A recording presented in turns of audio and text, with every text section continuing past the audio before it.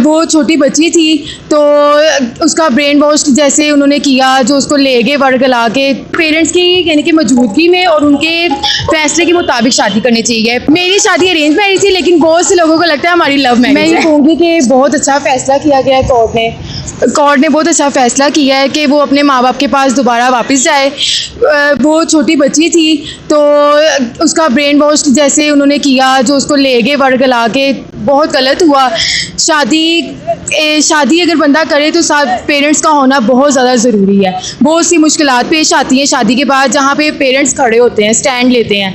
तो मैं तो इसी बात पे एग्री करूँगी कि बहुत अच्छा हुआ है कोर्ट। एज अ सिस्टर मैं दुआ ज़ारा को यही कहूँगी कि जैसे लड़के यानी कि शादी करके बहुत से वो यूज़ करके बाद में उसको छोड़ देते हैं, तो बहुत सी मुश्किलात आती हैं। लड़की किसी तरह की नहीं रहती, यानी कि पेरेंट्स की यानी कि मौजूदगी में और उनके फैसले के मुताबिक शादी करनी चाहिए। पेरेंट्स सारे ये फैसले यानी कि उनको सब पता होता है, वो इन मरहले से गुजरे होते हैं, उनको पता होता है कि हमें कि कौन मेरी बच्ची के लिए कौन सा यानी कि लाइफ पार्टनर अच्छा है, कौन सा नहीं अच्छा।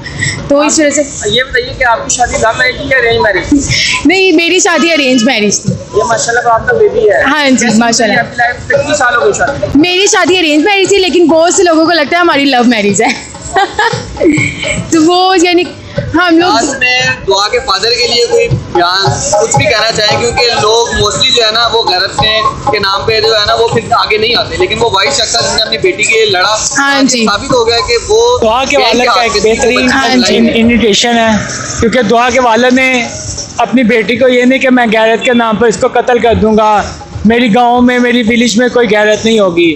दुआ के वालिद साहब ने उसको फिर पनाह ली, बाप होने का किरदार अदा किया, अपनी बेटी को समझाया कि बेटी ये लोग तरह तरह के लोग तुम्हें तरह तरह की लालचें देकर तुम्हें मुख्तलिफ तरह से अपने पास बुलाएंगे, लेकिन ये तुम्हें यूज़ इस्तेमाल करके तुम्हें छोड़ देंगे, आखिर माँ बाप भी तुम्हारे काम आएंगे।